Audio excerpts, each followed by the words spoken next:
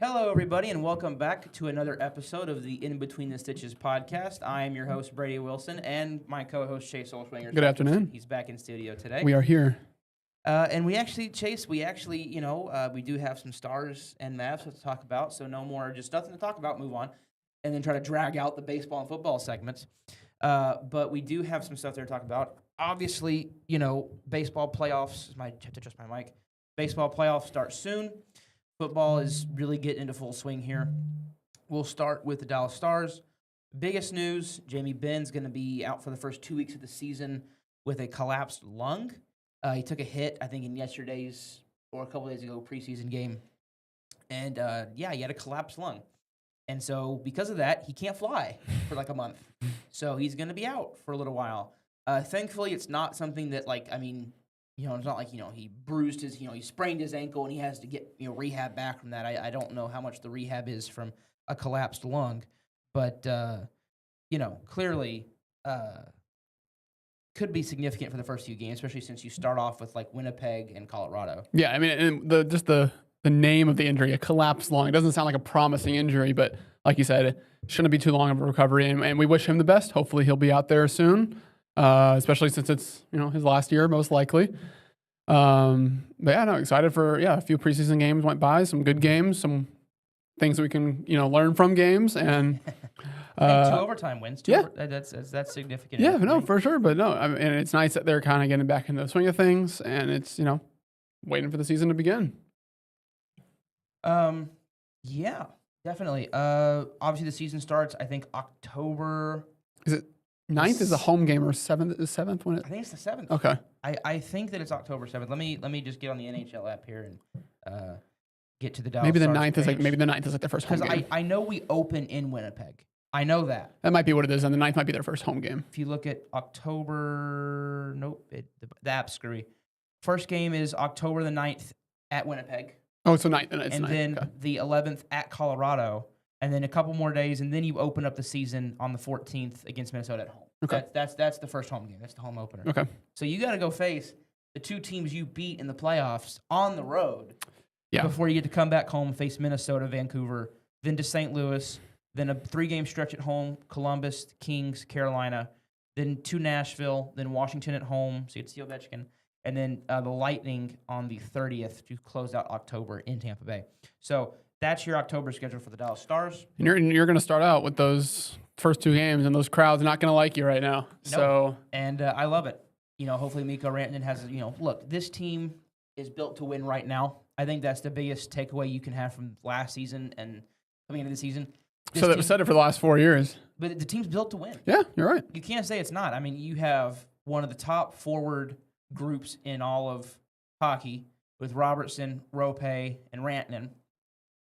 You have one of the best defensemen in Miro Heiskanen, who, obviously got back to Miro form there at the end of the playoffs. Yeah.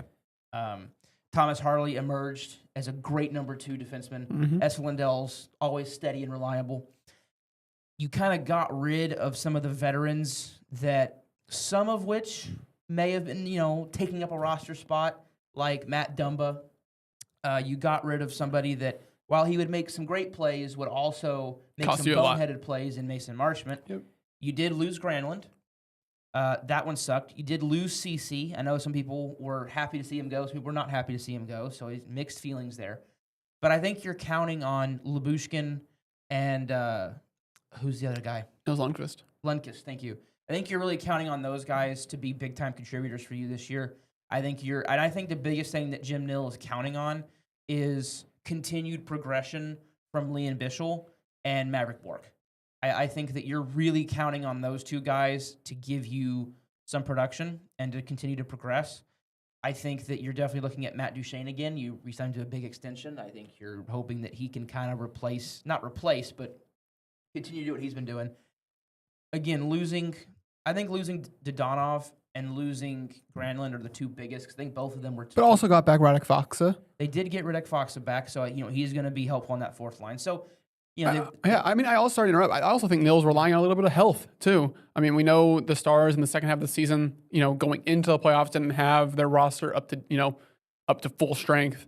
And I know it's a little, unfortunate timing here with Ben, but I think he's relying on a lot of health because if the team is healthy, you don't have to go deeper into those fourth lines and move everybody up and bring people up. If you have that team, how it is now and how the way it's constructed, before the season even begins, when it comes postseason time, I think, that's where they could be most successful. Sagan, obviously, if you don't forget Sagan. Yeah, of course. He's still here. Him and Ben, the two old pros. Ottinger, you have DeSmith still. So, look, this roster is built to continue to compete in the Western Conference. The biggest thing, new coach, Glenn Galutin, just showed Chase the thing on Twitter where, like, he was, teaching. He was, having a teaching moment in the rink, and that I think it was Owen Newkirk said that when Lutz is teaching, it's silent. They're learning, and that's good that he's instilling a culture there. Look, we all love Pete DeBoer, but I think that after he pulled Ottinger, he just lost the locker room. I think that he just kind of lost the confidence of the team. I think they love him, but I think that they were probably ready for a new voice, somebody that could maybe try to get him over the hump. Obviously you're doing something right because you keep getting to the Western Conference Finals, but then you just keep hitting a snag. So hopefully the Stars can have a great season. We'll obviously have probably more like prediction-based things coming up closer to the 7th. And the Mavs actually made a signing. First-round pick. Kind of when I first started really watching more Mavs games, he was like the hot young prospect, which is Dennis Smith Jr. Jace? Yeah, I mean, everybody loved Dennis Smith Jr. DSJ was he was the guard version of Derrick Jones Jr. for a lot of Mavs fans last year. Everybody loved watching him play. He had a lot in it, but the difference is he was the 9th overall pick. And he kind of just got ran out because, in 2018 they drafted a European guard and the number 3 pick, who kind of took over his role, if you know who I'm talking about. So, Dennis Smith, DSJ just didn't really, work out here, but he's back. And I don't know if he'll make the official team. I think it's going to come down to, there's not an open spot. So I think it's going to come down to either Hardy, Brandon Williams, or DSJ for that final spot. Personally, I would give it to Brandon Williams, or I don't know, maybe I'm wrong. There might be one spot. Someone has to go out of those 3. I think one person has to go. And I think it would be Hardy as the odd man out because they could probably still get a little bit of value for him. So you could try to trade him. But no, it's nice that he's back. I don't know how big of a, how much he can contribute to this team at this current state. But, it's definitely nice to have a familiar face back in the locker room. And then on some positive news, there was a report, I believe yesterday, that came out that Kyrie Irving is ahead of schedule on his ACL recovery, which is, amazing to hear. But we've also heard that before, and it didn't work out for certain people. I believe Clay was ahead of schedule, came back, happened again. So, you don't need to jump the gun on anything, but it is nice to see that he is out on the floor. He is practicing. He's getting shots up. So obviously this team does not do anything. We're going to be out without him for the first half of the season, but this team has no postseason success without him on the floor. So it's nice to see that he is, progressing in the way we want him to progress. And, just like the Stars, the Mavs are, I believe, 10 days away from preseason and about a month away from tip-off.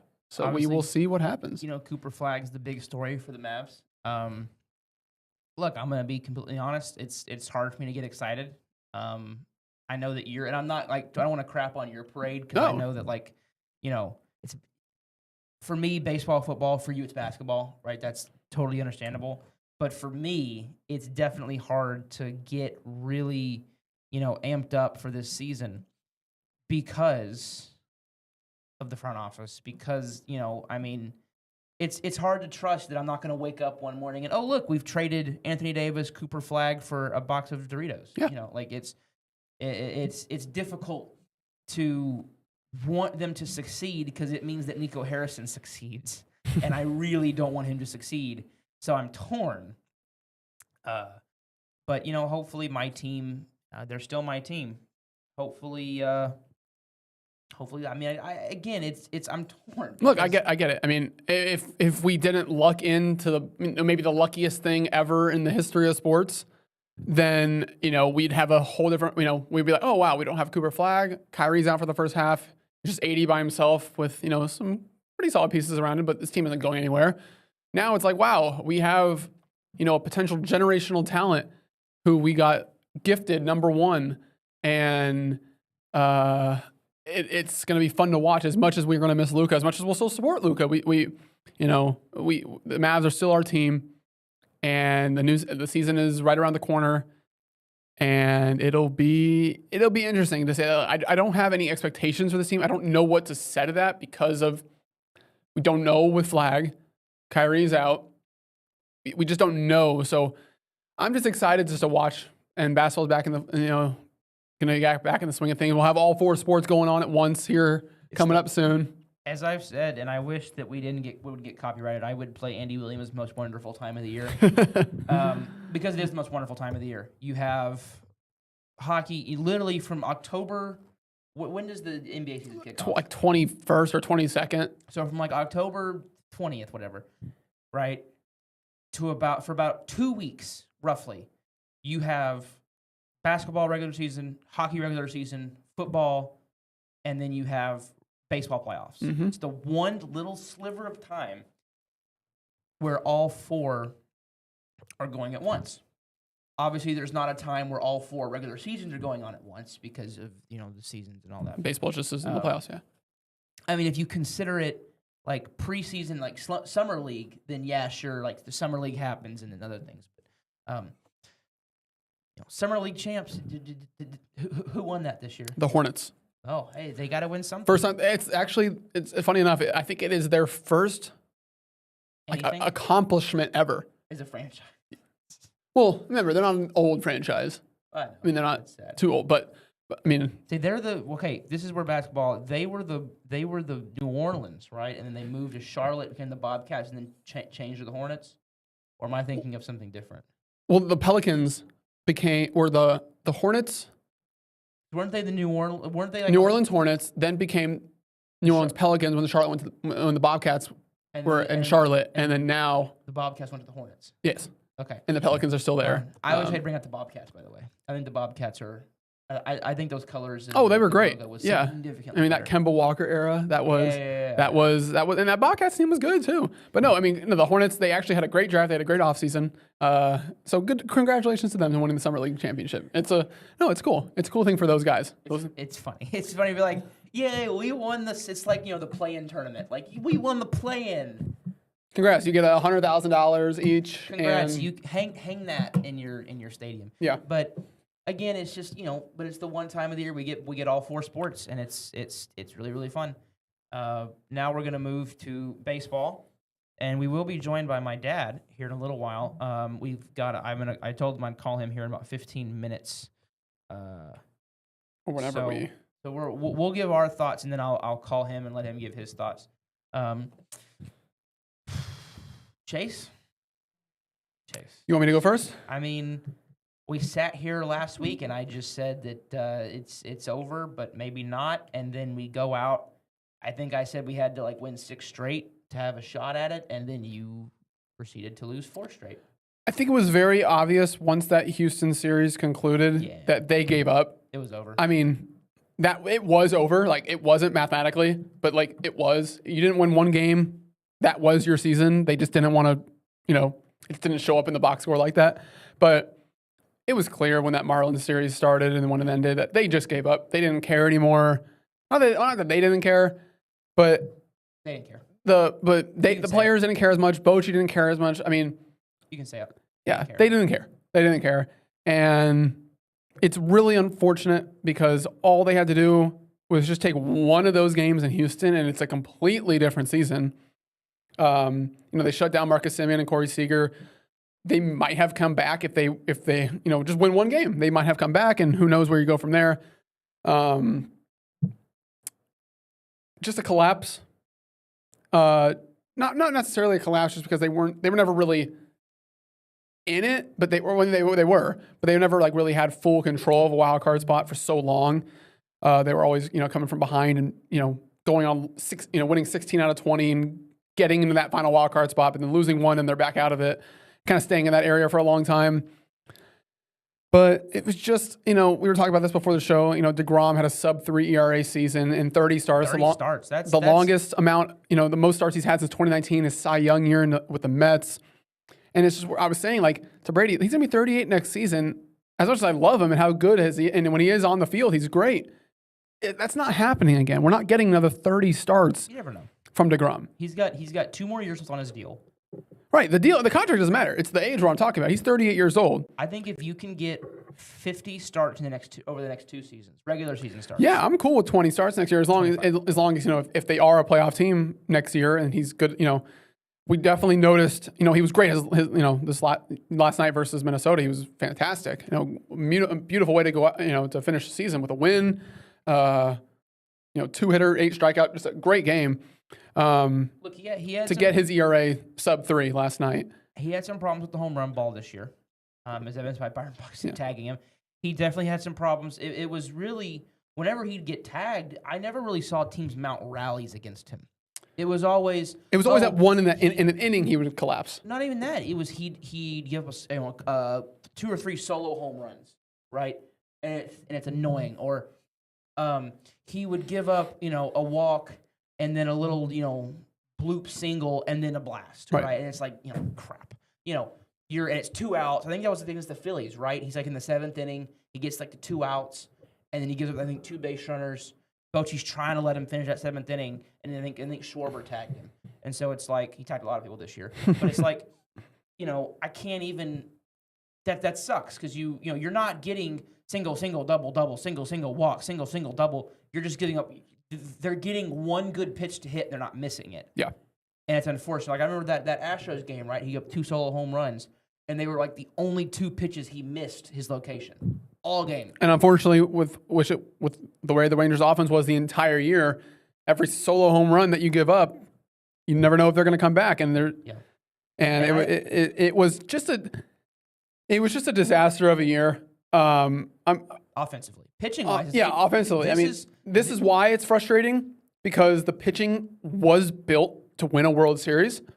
And they got lucky with how much health that they had in the pitching. I mean, obviously, Evaldi was out towards the end of the year, but you know, the 1-2 punch of DeGrom and Evaldi, and then Tyler Mahle coming in and having a great year. Patrick Corbin. Corbin, I mean, out of nowhere had a sub 4 ERA, and you know, for his standard, that's very good. If you can have your 5th guy, and then Leiter, you know, showing a lot of promise. You know, Rocker, we never really saw that. We saw it for a couple game stretch, but never got to where I think most fans want him to be. He's got the stuff. He just needs to put it together a little bit more, I think. Rocker's got great stuff. He just has – he's where Leiter was last year. Yeah. The stuff's there. He just needs to learn how to use it now at the major league level. And I think he's – you know, he had starts, like you said, where, you know, he was getting out of jams and he was doing what he needed to do. Look, this was, I don't think hyperbole, maybe the best starting pitching you've ever had in franchise history. I mean, by ERA, I think it's probably the lowest I'd be willing to wager. So that's what sucks, Chase, is like a team that has historically been known as an offensive team, the one year they get great pitching, the offense couldn't hit the broadside of a barn. No. And that is, and it wasn't even just they were bad hitting. They were not hitting well in situations. You know, just taking, I don't know, and I you know how many times, and my dad asked, you know, told me this, and I guarantee you he might say it when he comes on. We might have led the league in taking strike 3, like right down the middle. Yeah. It felt like every time I'm watching Seager, and not like, and I'm not talking like, you know, not great hitters. Langford, Seager, Garcia, these guys that are great hitters are just, that was right down the middle. I guess I should have swung at that. I don't know what this is where I want to believe in the coaches. Right? We say it in football and everything, and we will get to this in the Cowboy segment.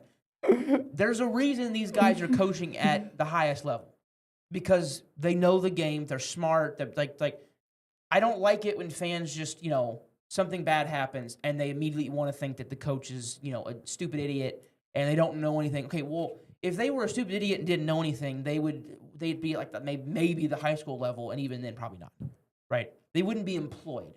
So clearly, to be a coach for a major league baseball team, you know the game, which is why it's more frustrating when I'm watching the game and I can't figure out what your offensive approach is. Yeah. Thank you. That V in approach was messing me up there. I didn't understand what your approach was. You would take strike one. Okay, fine. I don't mind taking strike one because maybe if it's a guy you haven't seen, you want to see one, see what it looks like. I got no quarrel with that.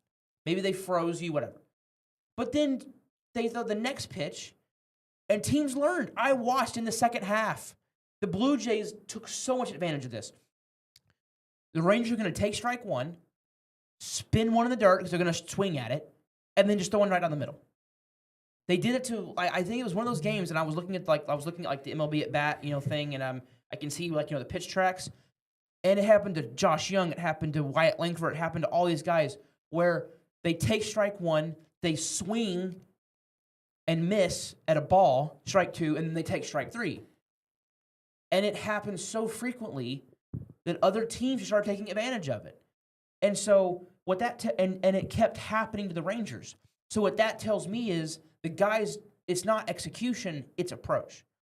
Because if they were just missing, right? If they were missing strikes and just couldn't make contact, you're just not executing. Your timing's a jock, right?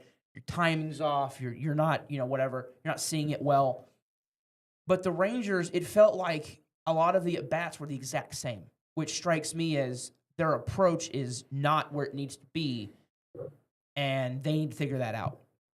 I definitely would be okay with not bringing back any of the hitting coaches. I know Brett Boone had moments where it looked like we were great.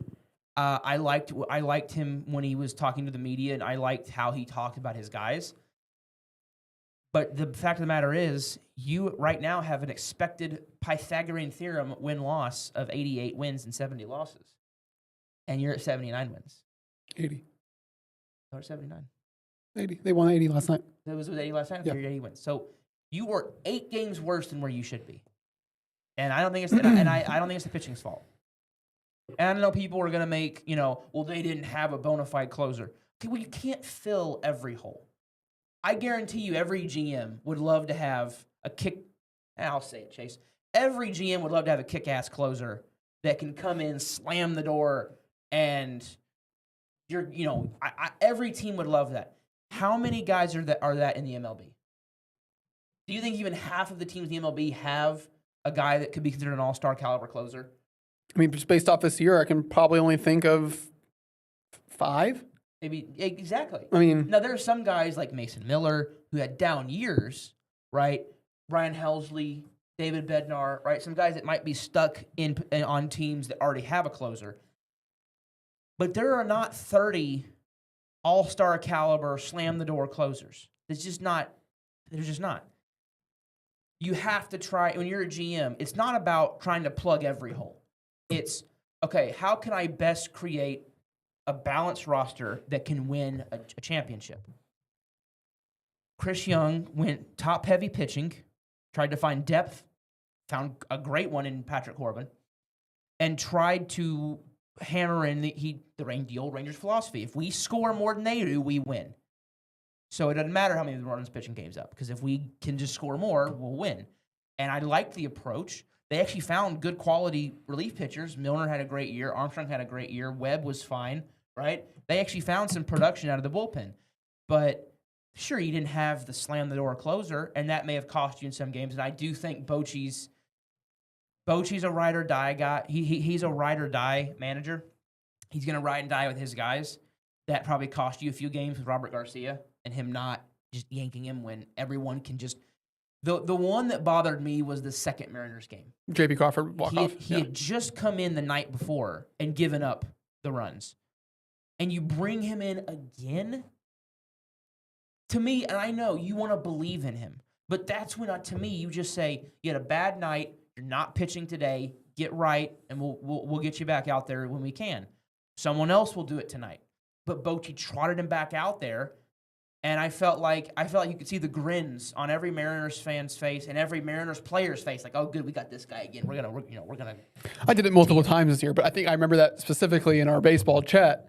I was like, Robert Garcia's coming in again, game over. Before, It was, and Chase is typically a very overreactive fan, and typically I disagree with some of his takes. That was one where I think I went, "Yep, like, yep, it's over." Like I'm watching this, and I'm still hoping that maybe the baseball gods and nope, he tagged one, and I went, "Well, crap."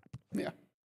Went about how you thought it would. So just It's just unfortunate, and look, I am happy the season went the way that it did. Excuse me, for the simple fact that I think CY is really fed up. He's pissed. I know you. If you know CY, He's competitive.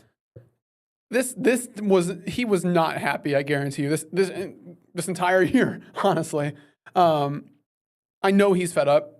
And look, you can't just go out there and Kyle Schwarber's a free agent. You can't just go out there and get Schwarber. I mean, would love it. You can in baseball, but where are you going to play him? You figure that out.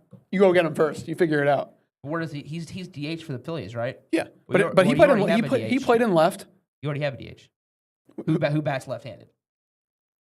I'm sorry, Jock's going to be here next year. No, I know, and I was fine with the way that Jock looked in the second half of the season. Jock looked like Jock in the second half of the season. He did. When he came back from the injury, he looked like Jock Peterson. Hey, he raised his average like 50 points from 120 to 170. I was hoping he'd get to 200, but he's not going to. But there's guys out there that you can look. I know you did it with Seager and Simeon, and it worked. So I'm not. I know. I don't think Daniels wants to go out there and spend. Daniels. Huh? Daniels. Or I was like, wait, what is that? Sorry, I don't think they want to go out there and spend half a billion dollars again. Sorry. CY went on. CY went on 105.3 to talk about that, and he explained that they're gonna have to. The thing that he said that kind of frustrated me was when they asked him, "Are they over the luxury tax?" and he was like, "Well, we don't have the final calculations. Unless the MLB has to do those, why do you not have them? If it's something the MLB does, then okay, yeah, you have to wait on them. But if that's something that you do as a team, you're telling me you made those trades and you didn't know if you were going to be over the luxury tax? That feels like relevant information to know. So I don't know if they're going to go over. It'll be. I just don't want to see the same team. I don't think they're going to next season. I think CY is going to do the best job he can with the resources that he has. I know that's like that's coach speak for. We'll see, but it is like I'm not 100% sure I know what he's going to do. The biggest order of business is your coaching staff. Are your hitting coaches going to be back? That's one. But the biggest one is Bochy back? He came back. He's been here for 3 years. A great, obviously came back, great season. And then we all thought maybe the Bochy effect. They win every other year. That didn't happen. Does he want to come back? Does he want to go through the grind of another baseball season? I don't know. I'm 50-50 on if he wants to come back. I am leaning towards, I'm 51-49 he's going to come back. Really? But I'm also 49% that he's not. I think that if the competitive fire is still there, I think he's going to, even if he wants to spend more time with the family again, maybe if he wants to just, kind of lay back into retirement, I think if it's going to come down to if CY goes and says, okay, here's my offseason plan, and Bochy says, okay, well, I can manage that team, right? He might come back. The next thing is if Bochy doesn't, what happens with the hitting coaches? But the biggest one for me is Mike Maddox. I think he's the best pitching coach in baseball, right? I think he's one of the reasons why you have guys that are having great seasons under his tutelage. And so I really don't want to lose him. So if he can come back, that would be a big, big deal for me. If Bochy does not come back, I think we all know that the replacement was hired. The replacement was Will Venable. He's in Chicago. They poached him from you. So you went to the Marlins organization and poached Skip Schumacher, who I thought was a great manager with the Marlins, right? And then the Marlins are just a dumpster fire organization and fired him. They also had Kim Ng, who was a great GM, and they fired her. So they're just a dumpster fire organization, so I'm not going to look at anything he did over there. Everything I saw, I liked. And then you hired him to be in your front office, and actually you hired like his bench coach to be Bochy's bench coach. I mean, come on. The writing is they're holding a sign and showing you this is the next guy, which I'm completely fine with, by the way. I think it'd be great. I think that if Bochy comes out the day after the season and says I'm retiring again, they're going to announce the next day, that day, here comes Skip Schumacher, which I think every Rangers fan should be happy about that. But then it's who does he bring in on the staff? Please, please, please, just whatever Mike Maddox wants, pay him, please. Like if he wants $100 million, pay him. I don't care. Just he has to be here. I think for me to feel really good about being successful next season, especially on the pitching side of things. But I am Chase. I mean, yeah. I mean, it's just. What do you think about Bochy coming back? Do you think? Are you leaning yes, no? I think he will not be a Ranger. I think he's either retiring or if he comes back, he's going to the Giants. But are they? That's what I think. Are they gonna? Are they gonna? Do you think? I don't think Bochy goes anywhere else. I don't see Bochy. There was a report that said that he wanted to go back to New York or to San Francisco. I don't know if it's true, but are they going to fire Melvin? They've had a good season. They're not going to make the playoffs. You went out and traded assets for Devers. Now, I mean, you didn't trade as much as everybody thought that you would have to, but they went out and made a splash move, and nothing happened. So yeah, but they made a run at it. They sold at the deadline. They made a run at the playoffs. I mean, come on. I think they might. You know, I see him coming back. But let's get somebody else's opinion. Let's see what he thinks. I thought it'd been really funny if you didn't pick up and it just went to voicemail. But ladies and gentlemen, my father, Wes Wilson, on the show with us. We've had Chase's dad. It's coming through the television, or it's coming through. I can hear it. No, I muted the TV. Okay, thank you. we I know that we're really good, but we don't want to hear ourselves again through that. So, Dad, I'll ask you with the topic that we're talking about right now. Do you think Bochy's back next season? Well, see, I'm with you. I've been thinking about this too, and I'm leaning toward no. But really, it's like you say. Does he want to go through the grind again? Does he want to? You can tell the losing is wearing on him because after every game, it's the same old question about the offense and who did this and who didn't do this and why didn't why did he strike out? When I just think he's tired of the same old questions. And you made a good point a while ago. If Chris Young goes to him and says, "Here's what we want to do this offseason," and he's on board with it, then I can see him trying again for one more year. Everyone wants to go out on top, but I guess we'll just have to wait and see. But if I had to lean right now, I'm leaning toward no. He's going to wait for the call to Cooperstown with Kershaw, but I could be wrong. That's also and Dad, while we have you on here, we'll talk about other baseball stuff, but we'll stick with the Rangers. Do you agree with my point that Kyle Schwarber does not fit here? I'm gonna get Chase on this because we have Jock. What is there anyone that sticks out to you in this offseason that you're like the Rangers should go target that guy? Remember last year I said I would love to target Pete Alonso, but of course he went back to the Mets. So he would have fit right in at first base. But I mean, if you could get Schwarber, I don't think that's going to happen. But if you could get him, then Jock's not a completely terrible outfielder. You could put him in left field and let Langford handle center unless Carter is going to come back. You could possibly do that, but I think Schwarber is extremely happy in Philly. I don't think he's going to leave Philly. They won't let him leave either. I don't know. I agree. I don't know who they're going to focus on. I haven't had a chance to sit down. We got, I was still holding out hope that we were going to a sliver of hope for the playoffs, and that's gone now. So I haven't really sat down to look and see who's going to be available or who's out there. Maybe I need to come back on after the season and do a recap. You would like to maybe go after that lockdown closer or go after somebody like that. I don't know who all was a free agent.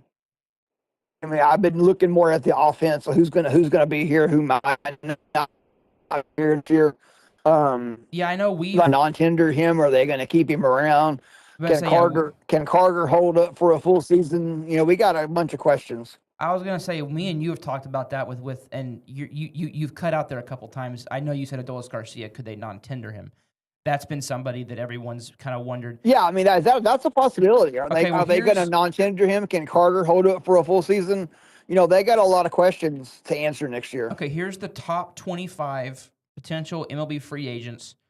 Kyle Tucker. This is from Jim Bowden of The Athletic. This was written on August 5th, 2025. I'll start from 25 down to 1. Paul Goldschmidt, Marcell Ozuna, Trent Grisham, Luis Ariz, Gleyber Torres, JT Realmuto, Merrill Kelly, Luke Weaver, Zach Gallen, Munetaka Murakami. He's that 25-year-old corner infielder outfielder from Japan. That's bats. He's really good. Right. He hit his slash line this year has been 311, 392, 611, 7 homers and 109 plate appearances. I mean, he's 25, so he's gonna be really good.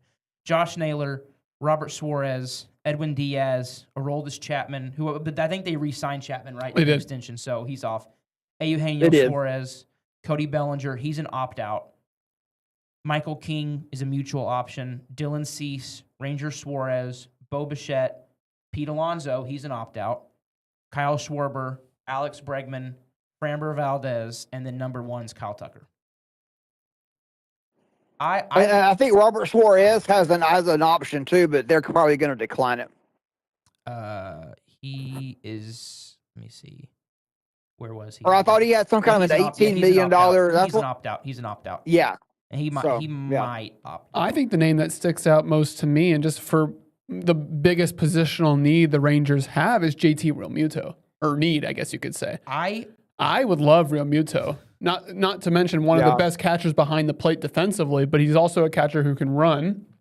He can give you everything. Defense, hitting, base running. I mean, and you just pair him with Higashioka, because I think Heim's time is probably done here. Yeah, Higgy's actually a 2-year deal with a 3rd option year. Yeah, so he'll be here next year. I just think you want to give. Right. He's not Dad, catching 80% of the games.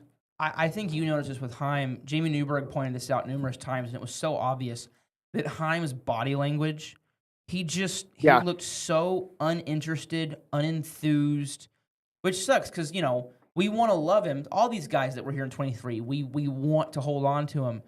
But I actually think it's the right decision to let Heim go somewhere else. Let him. I love Heim.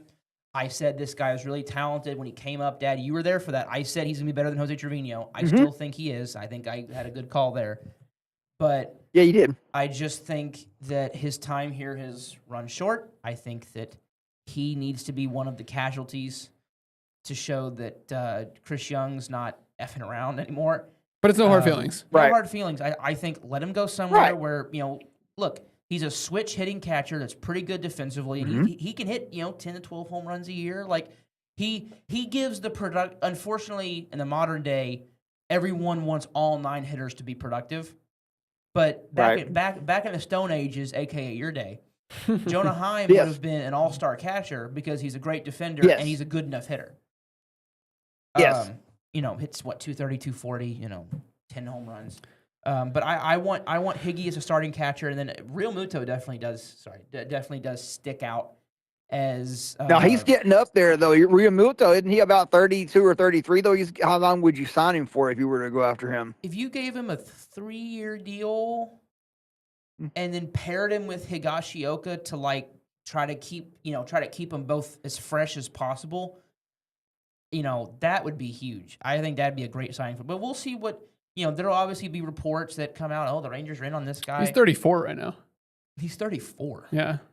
He's 34, okay. Wow. But he's batting 260 with 12 home runs and 52 RBIs this year. But he got hurt he'll this year. Be 35 he'll be 35 in March. Yep. So. But he got hurt this year. So that's why his numbers are weird, because he got hurt. Yeah. Yeah. But we all know that Merrill Kelly's going back to Arizona. I think everyone, and his first. Boy, I'd love to keep him, but I don't see it. He's from Arizona.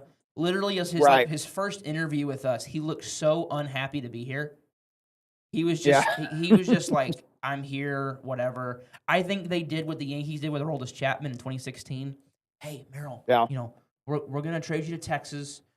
They got a better shot at winning than we do right now. Even though Arizona's right in the race now. Go over there, Yeah. try to win a world championship, and then we're gonna go after you in free agency. Don't worry. The guy that interests me is Zach Gallen, because he's had a really bad year, but he's still Zach Gallen, and I'd be very interested to see what he would want. Because right now your rotation next year is DeGrom, Evaldi, I think Malley, or is Malley gone? He might have one more year He left. signed a 2-year contract. He's a free agent. Oh, That's what I thought. I thought he signed a 2-year deal, and we knew he wasn't going to play in the first year. That's right. It's a backloaded 2-year deal. It was a really weird deal. So right now, your guaranteed starters for next year: DeGrom, Evaldi, Leiter. Those are the three guys. Maybe Rocker, Right. but he's a maybe. So you theoretically could have 2 slots open in your rotation. Mm-hmm. I would be a huge fan of trying to go see what Zach Gallen wants and seeing if you can get him back up to form. Because if you can, that's a hell of a trio with Leiter and Rocker, backing them up. Rangers would never go for Valdez, would they? No. Okay. I think if that would be like the Rangers signing David Freese, like in like 2013. Or if Garcia goes to the Astros in free agency, right? Yeah. There's the other interesting question for the Rangers. I know you brought it up, Dad, but do they non-tender Garcia? He's such a central role in the clubhouse. He's such a when he's hitting, he's one of the most dangerous hitters in baseball.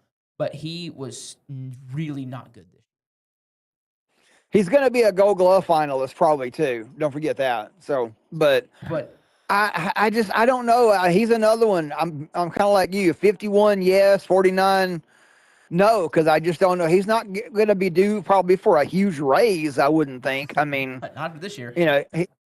But he'll get a raise. Look, obviously, no one really takes a pay cut, really. But I don't know. I mean, it's kind of one of those. Could you get Kyle Tucker in here? Well, then, if you could, forget it. But I don't see that happening either. But I don't know. Yeah, I don't know. I love like you. I love to keep him for sentimental reasons, but eventually, players come and go. Unfortunately, But the last thing you want to do is another Nelson Cruz situation where you think he's declining, so you trade him or you get rid of him, and then he ends up playing 10 more years. And Adolis Garcia, you know what I mean? You don't want. It's all going to come down to if they and we'll know by their decision if they like non-tender him or they trade him or something. Then you know that they just don't think it's going to work out here. But if they keep him, clearly they have the belief that he's going to regain. And I think that Garcia just someone needs to sit him down, like they did Sandy Koufax, and say, Adolis, I know that you hit everything out of the park in 2023 in October. You can't play at that rate for a whole season. It's impossible. Right. We've seen him in 2021 and 2023 in the regular season be really good. 240, maybe 250, right? 30 home runs. That's where he needs to be. And it feels like every time he goes up to the plate, he's trying to be El Bombi instead of right. And his best at bats are when he stays balanced, when he just tries to do something positive with the bat instead of trying to knock one 450 feet. When he's able to sit and wait and ambush for his pitch, he gets it and he doesn't miss. The problem is he thinks that right now he looks like everything is. He thinks everything is his pitch, including the slider in the dirt, or his favorite, the fastball above his eyes, right? And he, swings at it and looks like slow pitch. Looks like slow pitch softball out there. But, I know you say I'm old, but he sure does remind me a lot of Reggie Jackson. Oh, that is old. That swing and miss, like, but hit it 500 feet, and who cares, But no, I know. I'm not saying he's as good as Reggie, but still, It's going to come down to, and this offseason is going to be a pivotal one for the Rangers because right.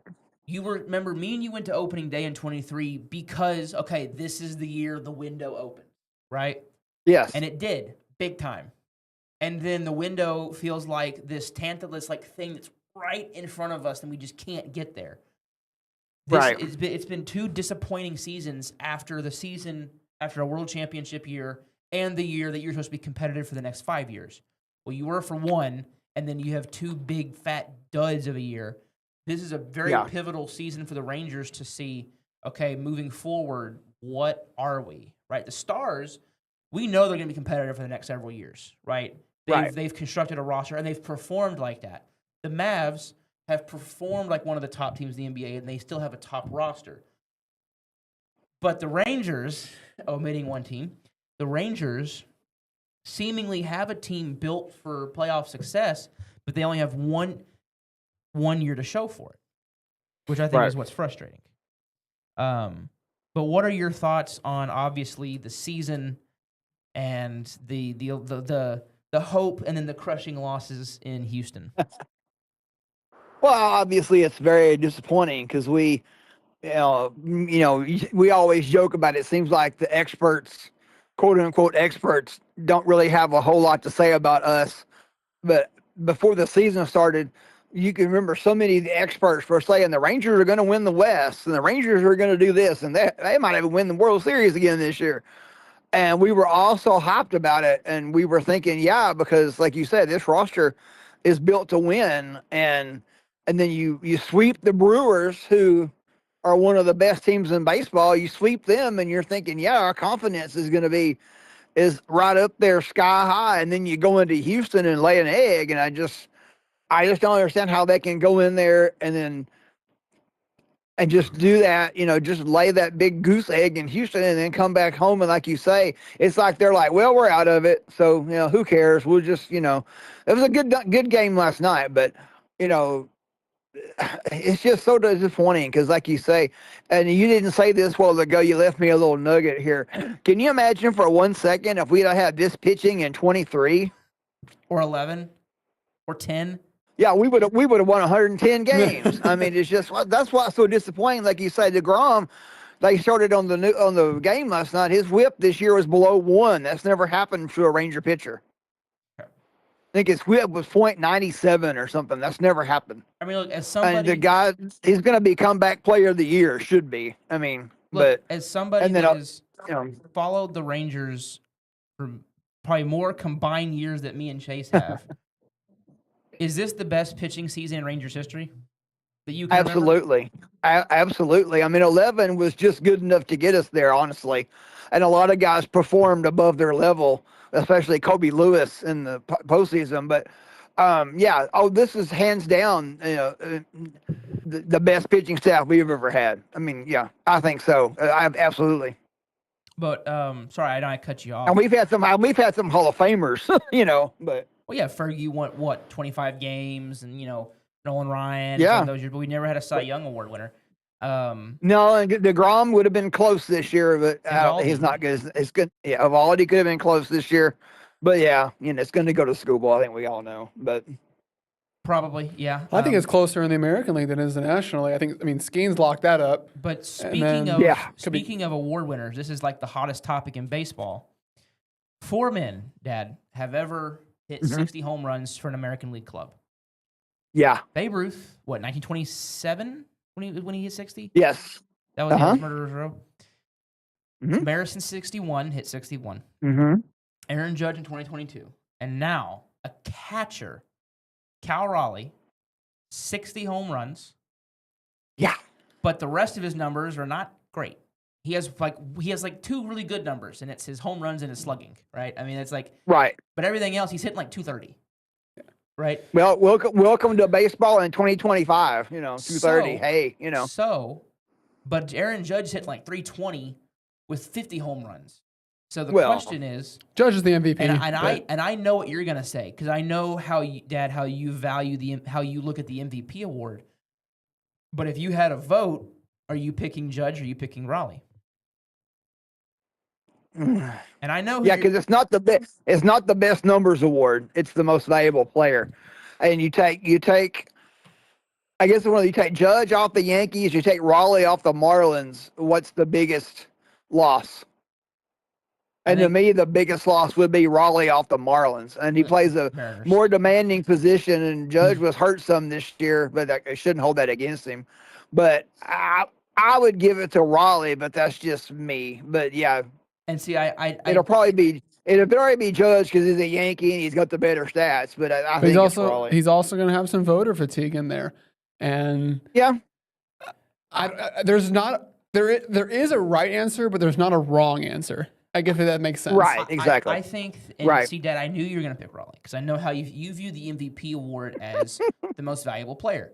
And I'm not like this isn't a slight. This is just I know that like you take offense when people say that '88 Kirk Gibson is like the worst MVP because he carried the Dodgers to a World Series championship, right?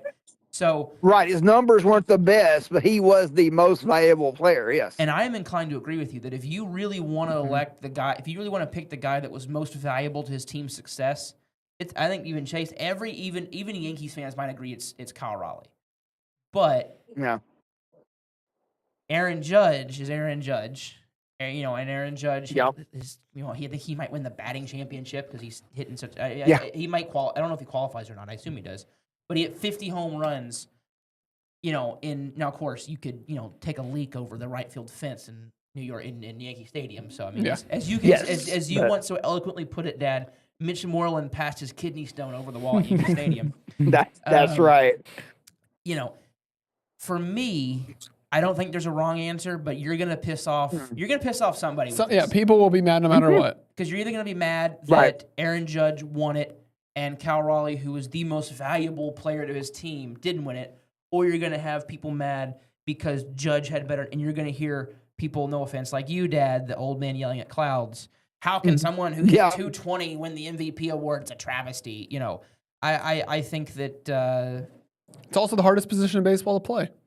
And 60 home runs. Definitely most physically demanding. Yeah. And to still hit 60. We got, 4 games left? He could...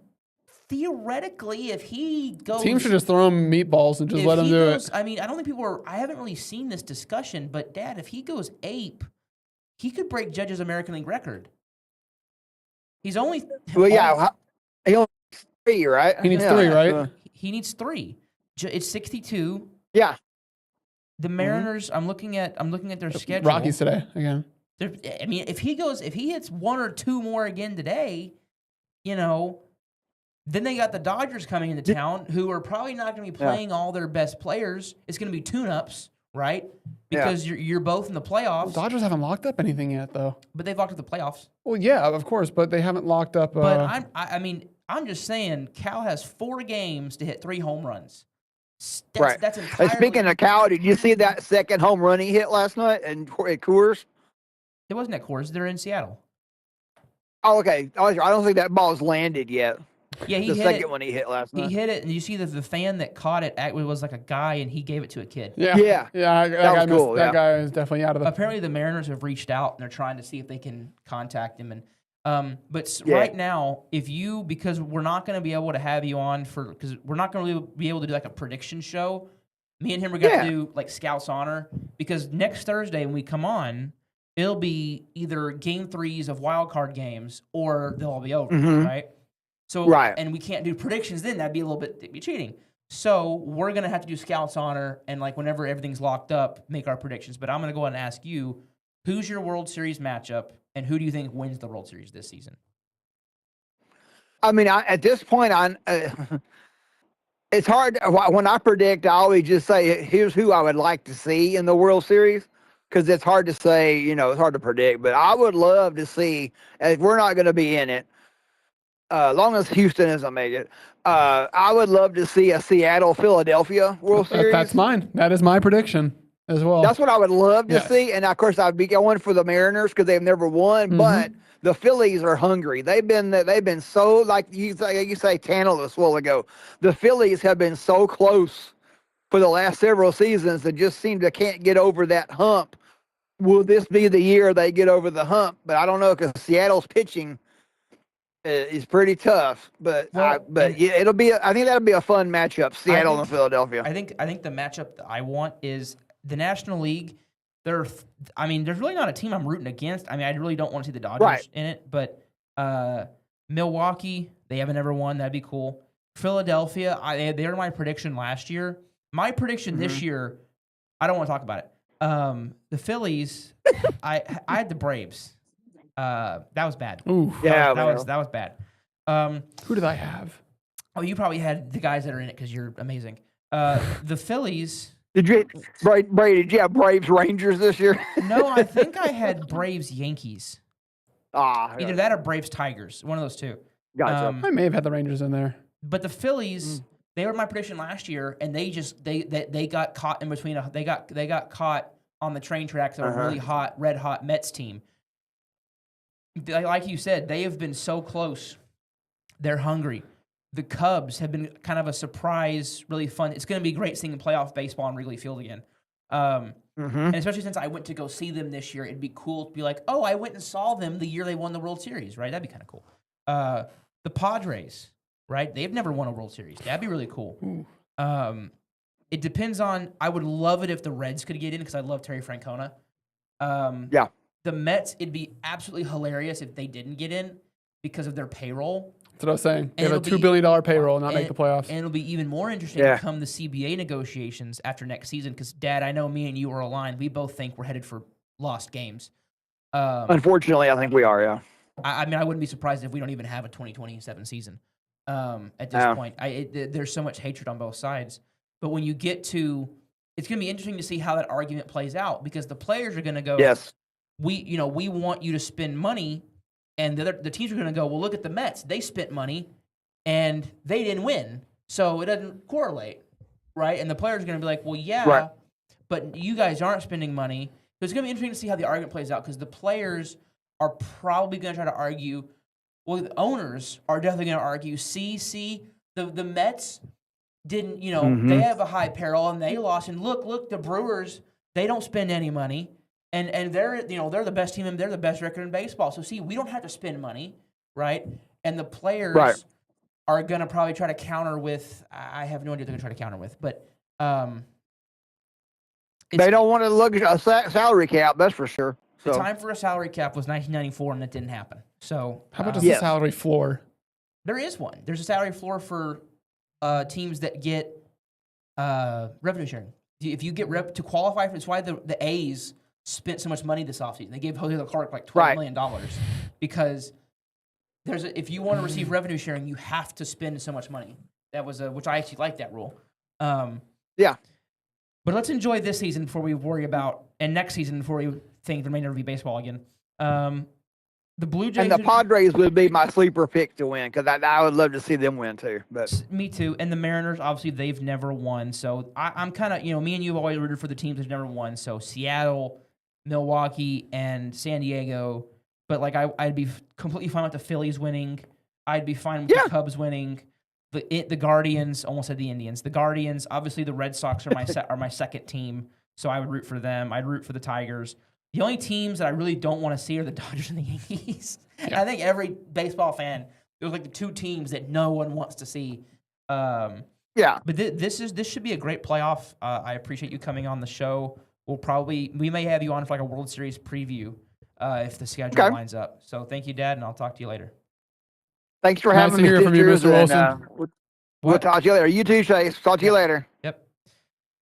There he goes, my father, baseball genius. No, I say that not as like a joke. I say that like completely seriously.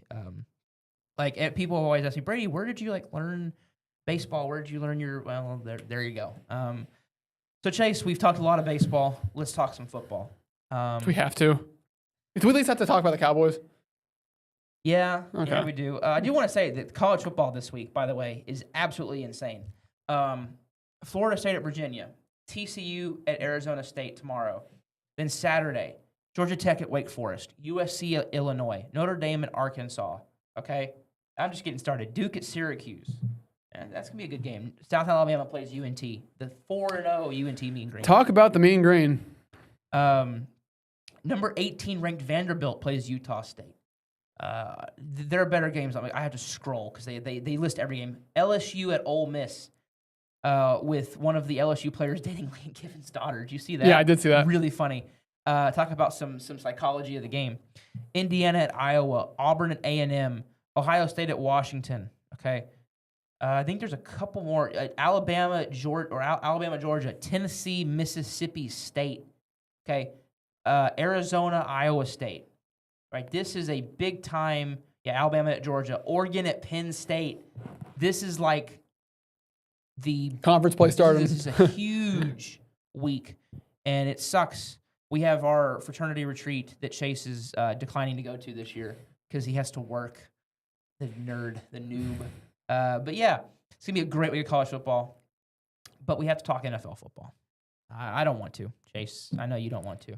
We can just make it quick. Let's just start it. I mean, like I don't want to. Dallas Cowboys. I wish we had like a fart sound effect. That would be more apropos. But let's just do it. Make it quick. Well, folks, the defense was not good. That's very respectful. Clearly, the defensive coverage guys have no idea what they're doing out there. And this is, I'm going to go back to the same point I made for the Rangers. There's a reason Matt Eberflus is the defense coordinator. It's not because he's a football idiot and doesn't know anything. Okay, there are very few coaches in the NFL that I would look at and be like, this guy I think is just awful, right?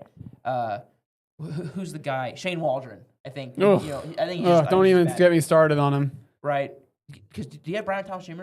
Huh? Do you have Brian Thomas Jr.? I just traded for him. And now Shane Waldron. He's the. No, I know. I traded Garrett Wilson and Michael Pittman for him as just hoping that he can be himself. Anyway, yeah, whatever. We won't get into that. Matt Eberflus, he's a good coach. I think we can all agree that he's had moments where he's a great coach. Look, not this season, but in his. I'm not putting 100% blame on him because there is not one lick of talent on this defense. We traded it away. The players that were talented are not talented anymore. Or they're hurt. Look, Kenny Clark, good. Overshown, hurt. Osa's been great. Bland, hurt. Yeah, I mean, look, there's some. The interior of your defensive line has been great.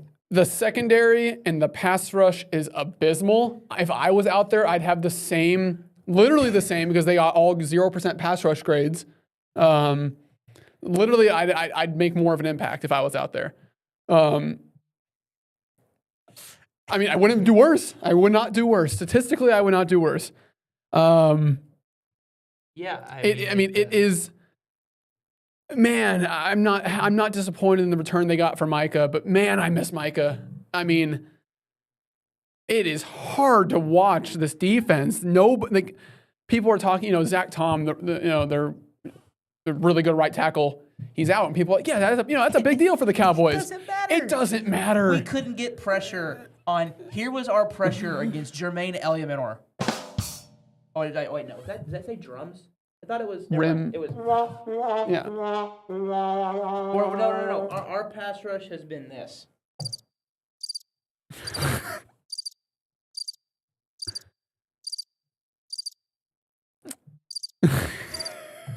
We couldn't get pressure against James Hudson, who committed 4 penalties in a row, and I can't even say his name. Eliaminor. You couldn't. I watched him against Washington and went, this guy's terrible. He opens up his hips. They're going to have a field day against him. They couldn't get no pressure. None. 0. And then you go up against the Bears, and I said the same thing. I watched them on offense, and I said, man, they've got a decent interior, but Braxton Jones and Darnell Wright are liabilities at tackle. You should be able, Chase, to get pressure this week. And then what happened? It's embarrassing. You didn't get no pressure. 0 that I could see. I've yet to see a quarterback run for their lives. I mean, Hurts was running all over. That we lost because we forget how to set a quarterback spy. That was the one game that you got some pressure, and it was against maybe the best offensive line in football if it's not the Lions. So I don't know what they're doing. Russell Wilson, like the greatest quarterback of all time, he falls down in week 3. He's benched. Caleb Williams looks like the greatest quarterback of all time. I expect 150 yards and an interception this week. I'm dropping my pen out of anger.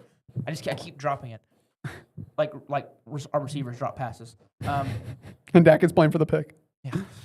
Jeez, don't get me started. Yeah. Do they need to play good offensive lines to play well? But more than that, Chase, if your quarter, I feel like this is a cue the infomercial. Hi, I'm Brady Wilson. Or hi, I'm Matt Eberflus. Is your quarterback playing like crap? Come play the Dallas Cowboys. We'll make him look like a franchise guy.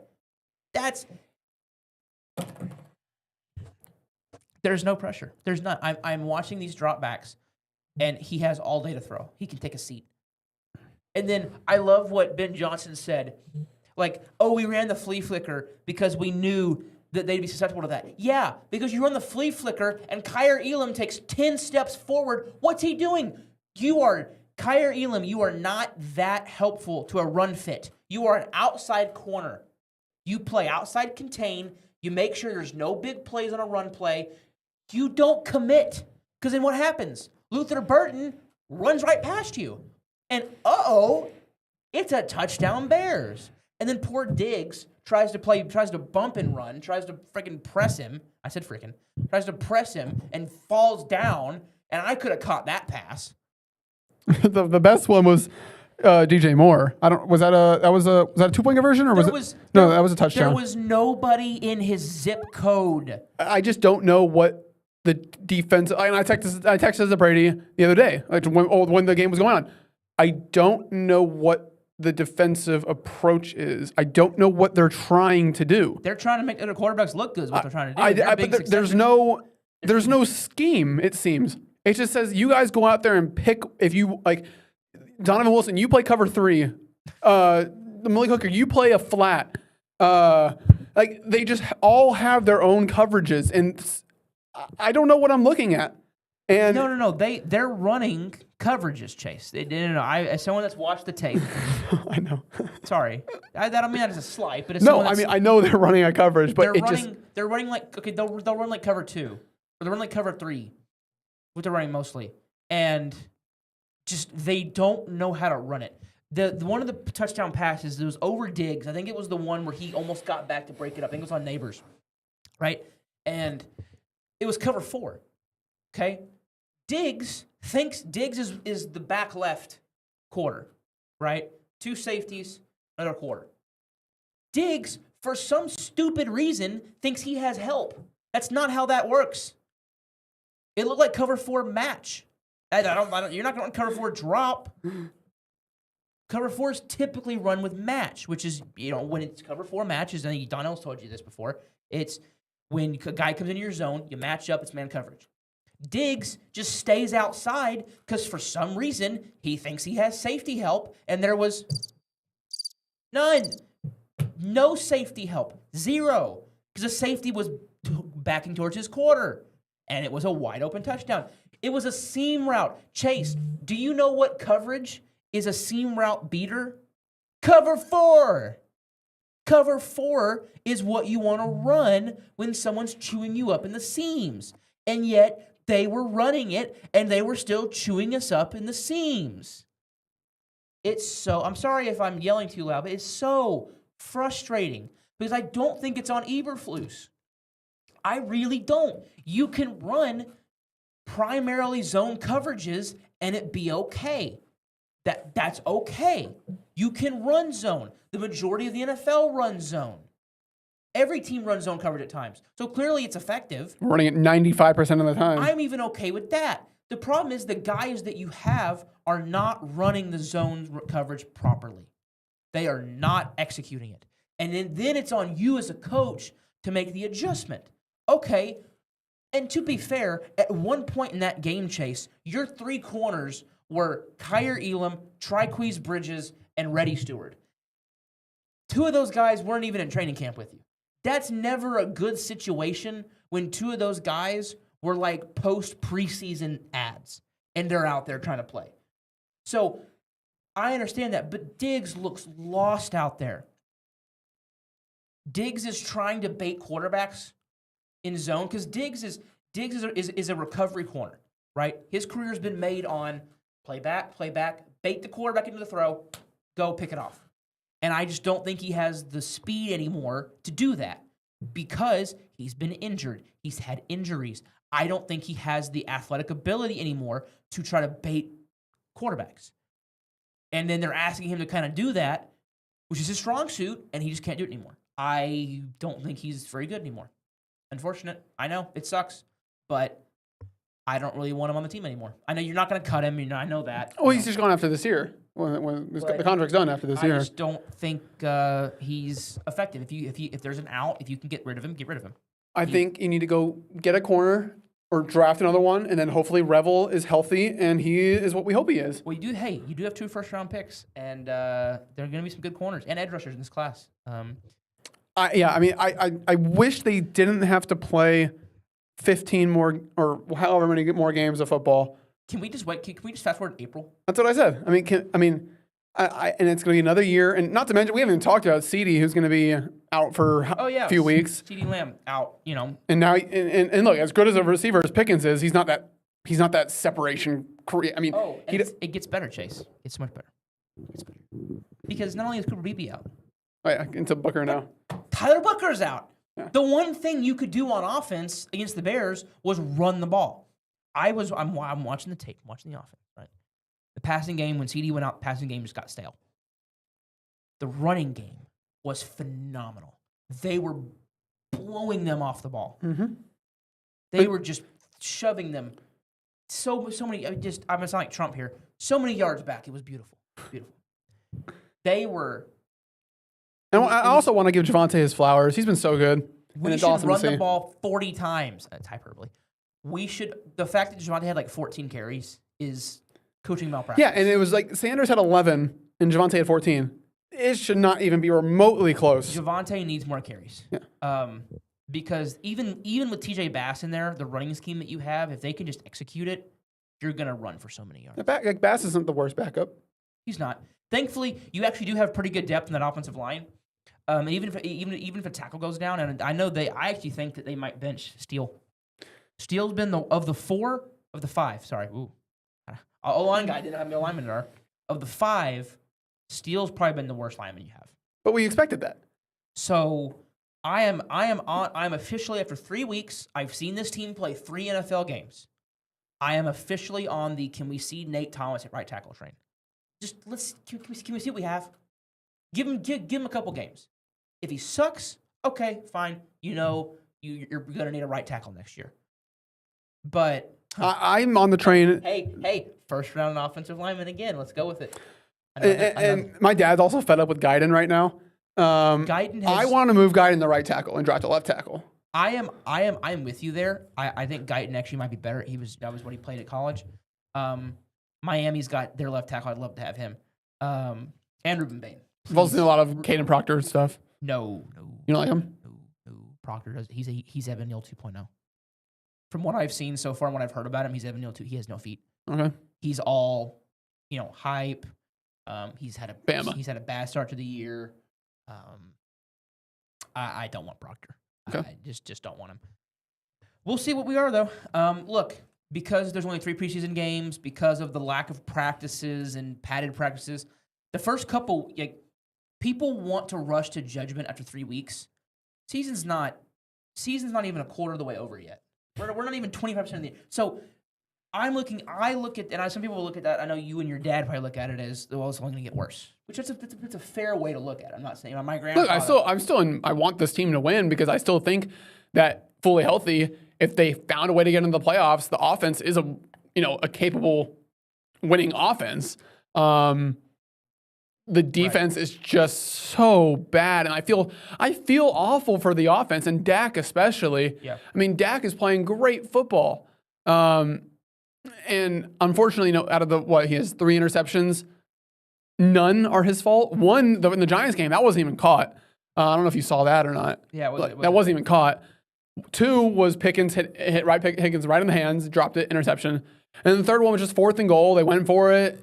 Nowhere to go. He just threw it up, picked. I was watching it with my family, and my mom's fiance Nick was like, another pick, and I'm like, that's not on Dak. It's 4th and goal, and you're just trying to make something happen. He threw it up. I mean, he's playing great football. Javonte's playing good football. CD and Pickens have been really good. Now we don't have CD, and the offense. Oh, nice. Byron Buxton has decided to turn into Babe Ruth in this series. Another home run from 3-run Jimmy Jack. Right now it's 4-0 in the 8th. This team's just so giving up. The receiving game is going to be awful. I mean, Pickens has great. Like I said earlier, he's a great receiver. He doesn't create the separation like that. I mean, he's your guy that CD. He can't one-on-one. He'll win it. He's a tight window receiver. But I mean, CD's going to create that space, which leaves Pickens one-on-one, and that's what you throw him up. You throw it up to him. That's what Pickens is for. Now you're going to rely on him for 10 catches, 500 yards a game. That's not going to happen. He's a tight window receiver. Yeah, I mean, Dak is just going to be put. I mean, Dak has. I don't know what he's supposed to do. They're going to lose by 30 this week. Micah's going to have 2 sacks on Dak. Here we go. Let's go. Let's get a little more. I have a little more things to say, and then Turpin is fine. I'm curious what Ryan Flournoy get Jalen Tolbert off my team, please. He's become my new Jalen Brooks. You knew me with Jalen Brooks. Give Trayshawn Holden a chance. I wanted Brooks off of my team. Now I want Jalen Tolbert. It's the Jalen's. I want all the Jalen's. I want them gone. I want Jalen's. Get out. Tolbert, leave, please. I can't wait for Jonathan Mingo to come back. He's better, right? That's saying something when you're excited for Jonathan Mingo to come back. Yeah, the offense is going to have to work with two offensive linemen out. They're probably your best player. Your best overall player. I mean, you're injured in the secondary. Bland might play. Diggs is just not as good anymore. Elam is... I still don't think Elam's actually that bad of a corner. I think that he's I think he's a man coverage guy. I don't think he's his own corner. I think you're asking him to play man. I think you're asking him to play zone. And I think he's more of a physical man-to-man type of guy. That's me. Maybe he's not as good. Maybe I'm still banking on what I saw at Florida. I love him coming out of Florida. So, yeah, it's not going to be a fun week. I'm not looking forward to the game. Not looking forward to Monday having to watch the tape. And I'm just not looking forward to Micah sacking Dak. And they're probably just going to laugh with each other, hug each other after Micah picks him up. And it's just going to be hard. And Micah said it's going to be painful. Yeah. Painful and emotional, and not like he's going to try to hurt Dak, saying it's going to be hard on him that he has to sack him. Yeah. And he's going to. He's going to. I actually think it's going to be first play. I think first play, unless they run the ball, the first passing play of the day, Micah's going to sack Dak. And I actually think I'm predicting a strip sack. Just to throw some salt into the wound. I just want Micah to look right at Jerry's suite and just wave at him or something. And Micah said that he still has his suite. I don't know if you saw that. He still has his suite. But let's get into it. Let's go ahead and start us off with Sunday Night Football. Do you want to? You were up 3-1 last week, so you gained 2 on me. Yeah. Shut up. Vikings defense. Yeah. We get it. You're a football here we go. We got. Just start with Thursday. Tonight. It's a good game tonight. Seahawks and Cardinals. I actually think it's going to be a good game. Both teams look pretty good. I'm going to take Seattle here. Me too. But I'm expecting a good game. Vikings at Steelers. Vikings. I agree. Commanders at Falcons. Commanders. Is Dan Daniels out? He's practicing limited participant today. Can I make my? Remember we did that one caveat thing. Are we going to do that? Okay. If Daniels does not play, give me Atlanta. If Daniels plays, or here's what I'm going to do. If Daniels plays, give me Washington. I'm going to put Falcons for me and you, and then I'm going to say, I'm going to put like a little asterisk. Okay. So no McLaurin's probably out. If Jaden Daniels doesn't play, we take Falcons. Yeah. If he does play, you're taking Washington too if he plays? Yeah. Okay. Eagles at Buccaneers. Give me the Buccaneers. I agree with you. Saints. Eagles are so lucky. Saints at Bills. Oh God. Bills. Oh no! Why are you taking Bills? Browns at Lions. Oh come on, that's easy. Lions. Hey, but who knows? Browns just helped out the Cowboys draft selection a little bit. Here's a fun one: Titans at Texans. Oof. 2 just kind of not great teams. Oof. Stroud looks so bad. Ward, I think he has no O-line. No, I know. Texans. Yeah, it's just the Texans look off. Give me the Texans, but I don't have the guts to agree with you or to disagree. Yeah. Panthers at Patriots. Panthers just shut out the Falcons 30-0, but I'm gonna take the Patriots here. Me too, and reason why is Christian Gonzalez will be back this week. Yeah. Chargers at Giants. Chargers. Jackson Dart debut. I don't see. Yeah, they're gonna kill him. I picked up the Chargers defense in our league. I think you saw. Like I think they're going to kill them. Colts at Rams. Rams. Colts have looked really good, but this is their first test. I actually agree with you. I think the Rams going to win. Jaguars at 49ers. I'm taking the Niners. Give me Kyle Shanahan over Liam Cohen. Give me the Jags. Hey, you're going to disagree with me. Give me the Jags. And watch you take that one anyway because the football gods hate Give me me. the Jags. Ravens at Chiefs. Ravens. Yeah, I think it's a pretty easy one. Bears at Raiders. This is an interesting one because the Bears look great. Yeah, But, I mean, I'm going to take the Raiders here. I'm taking the Raiders. I damn it. Sorry. I forget. I can't. We can kind of cuss here because I wanted you to take the Bears and I want to take the Raiders. No, because it's not the Cowboys defense. It doesn't count. All I've been saying is Cowboys. Like when my friends say, whatever, I just say Cowboys defense doesn't count. Well, like what I said, right? Hi, my name is Matt Eberflus. Are you? If you have a good game versus the Cowboys, it does not count in my book. If you're like a quarterback streamer in fantasy, Yeah, pick up whatever. Just start Jordan Love this week. Start Jordan Love. Packers at Cowboys. Who you taking, Chase? Packers. Okay, so he's taking the Cowboys, and I'm taking the Packers. And I can go ahead and just make the check marks there. Jets at Dolphins. Dolphins look fine versus the Bills. I'm going to take the Dolphins here. Is Fields playing? They said, hold on, there was a report that said he was progressing, but he's still in the protocol. Wait, he had a concussion. Is that what it was? I think that's what it was. I saw something on it. Hold on. Sorry, folks. This is important because if he plays, that may change. Where was it? I know I saw something. Justin Fields' concussion protocol will practice. Here it is right here. Justin Fields remains in concussion protocol, but will practice today. So I'm going to assume that he's going to play.